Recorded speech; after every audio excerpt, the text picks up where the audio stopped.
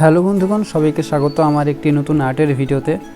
সবাইকে শুভ রথযাত্রার অনেক প্রীতি ও শুভেচ্ছা এবং ভালোবাসা। আজকে রথযাত্রা, তাই আজকে রথযাত্রা স্পেশাল জগন্নাথ দেবের একটি ছবি আর্ট করব মানে আউটলাইন তো আমি করে রেখেছি আগে, এখন শুধু এই ছবিটায় রং করব। আমি সাধারণত আউটলাইন করাটা দেখাই না, কারণ অনেক লেন্দি প্রসেস আর সবাই বোর হয়ে যেতে পারে। তাই সবার প্রথমে আমি জগন্নাথ দেবের ফেসটাকে রং করছি, কালো দিয়ে রংটা করছি। আর আমি ইউজ করছি ডমসের 24 শেডসের কালার পেন্সিল। এটা দিয়ে আমি সম্পূর্ণ আর্টটা করব। আর আমার বাকি আর্টগুলো এই ডমসের পেন্সিল দিয়ে করা। আমাদের ফেস রং করা হয়ে গেছে, এবার মুখে রং করার চেষ্টা করব। লাল রং দিয়ে করছি, কারণ জগন্নাথ দেবের মুখ লাল রং দিয়ে করা হয় বেশিরভাগ সময়। এরপর আমি মাথার মুকুটটা করব রং হলুদ দিয়ে করছি। হলুদের আবার বিভিন্ন শেড রয়েছে, সেই শেডগুলো ইউজ করব। শেডগুলোকে ঠিক মতন করে ইউজ করতে হবে, কারণ শেডগুলোকে সঠিকভাবে ইউজ না করলে ঠিক মতন করে বোঝা যাবে না। একই রকমের শেড দিলে ডিটেলসিংগুলো বোঝা যাবে না। তাই ভালো করে এই মুকুটটা দিতে হবে, কারণ অনেক ডিটেলস রয়েছে মুকুটের মধ্যে আমি আরও ডিটেলস দিতাম, কিন্তু সময়ের অভাবে দিতে পারলাম না। যাই হোক, এবার আমি জগন্নাথ দেবের পোশাকটা রং করছি। প্রথমে হলুদ দিয়ে হালকা শেড দিয়ে নিচ্ছি, এরপর তার উপর দিয়ে আমি কমলা রং করছি, বা তোমরা গেরুয়াও বলতে পারো, সেই রংটা করছি। কারণ জগন্নাথ দেবের আমি যে রেফারেন্স থেকে করেছি আর্টটা, সেখানে জগন্নাথ দেবের পোশাকের রং এটাই ছিল। তো এই লেয়ারের উপরেও আবার রঙের লেয়ার দেব হাইলাইটস আর শ্যাডো দেখানোর জন্য। এবার আমি হাইলাইটস আর শ্যাডো দেখানোর জন্য ব্রাউন দিয়ে শ্যাডোগুলো দিচ্ছি। দেখতে পাচ্ছ যেখানে যেখানে ছায়া পড়েছে বা পড়ার কথা, সেগুলো জায়গাতে আমি ব্রাউন দিয়ে একটু ডার্ক করার চেষ্টা করছি। আর এখন মালা করার চেষ্টা করছি। এখন আমি ভাবছিলাম যে মালাটাতে কী রং দেওয়া যায়, তাই অবশ্যই সেভাবে সবুজ রংটাই দিলাম, কারণ অন্যান্য রং দিলে সেগুলো কালারের সাথে মিক্সড হয়ে যেত। সবুজ রংটা এখানে আনকমন মনে হচ্ছে আর দেখতে সুন্দর লাগছে, তাই সবুজ দিয়ে দিলাম। এখন আমি ভিতরের যে ডিজাইনগুলো রয়েছে সেগুলোতে দিচ্ছি, খুব হালকা হালকা ছোটো ছোটো ডিজাইন। সেগুলোকে ঠিক মতন করে না ভরলে সেটা খুবই বাজে লাগবে। ওর জন্য সময় নিয়ে করছি। যদিও তোমরা এটা টাইম ল্যাপসের ভিডিও দেখছো, এটা করতে অনেকক্ষণ টাইম লেগে গেছিলো, কিন্তু তোমাদের বেশিক্ষণ টাইম লাগবে না দেখতে, কারণ এটাকে টাইম ল্যাপস দিয়ে করা। নর্মাল ভিডিও করলে এটা অনেকক্ষণ টাইম লাগতো। তো দেখতে পাচ্ছ কত সুন্দর করে করছি। এরপর অনেকটা হয়েই গেছে।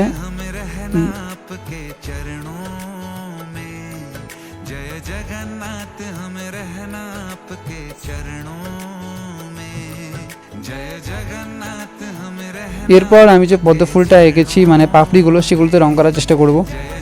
আমি একটা হালকা লেয়ার দিলাম, এর উপর দিয়ে আরও লেয়ার দিয়ে আমি সম্পূর্ণ করব। এটা করতে অনেকক্ষণ সময় লেগে যাবে, কারণ তোমরা দেখছো যে অনেক বড় বড় পাপড়িগুলো রয়েছে, আর অনেকগুলো পাপড়ি রয়েছে, 6-7টা 8টা এরকমই হবে। তো সবগুলো পাপড়ি করতে অনেকটাই টাইম লেগে যাবে, আর লেগেছেও। তাই টাইম ল্যাপস তো, তাই তোমরা বুঝতে পারবে না।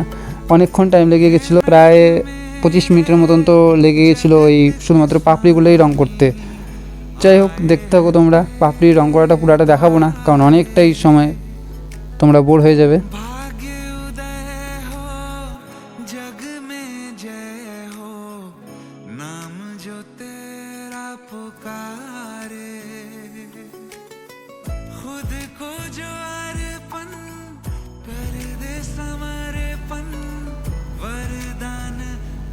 আমাদের পাপড়িতে রং করা প্রায় হয়ে গেছে।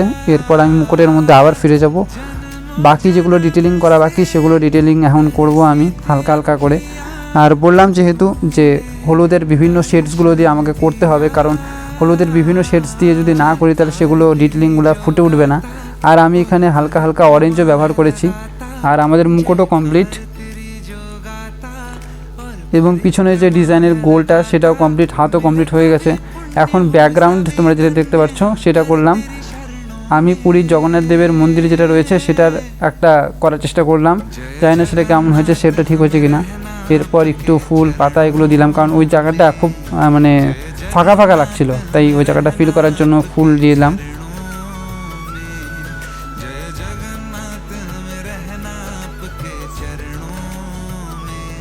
আমাদের এই আঁকাটা প্রায় শেষের দিকে। এখন পেন দিয়ে হালকা হালকা একটু ডিটেলিং করছি, যেখানে যেখানে মনে হচ্ছে যে আর একটু ডিপ করতে হবে সেগুলো জায়গায় ডিপ করলাম। অবশেষে আমাদের এই আর্টটা কমপ্লিট, জগন্নাথ দেবের আর্ট। এটা করতে প্রায় 1.5 ঘন্টা সময় লাগলো।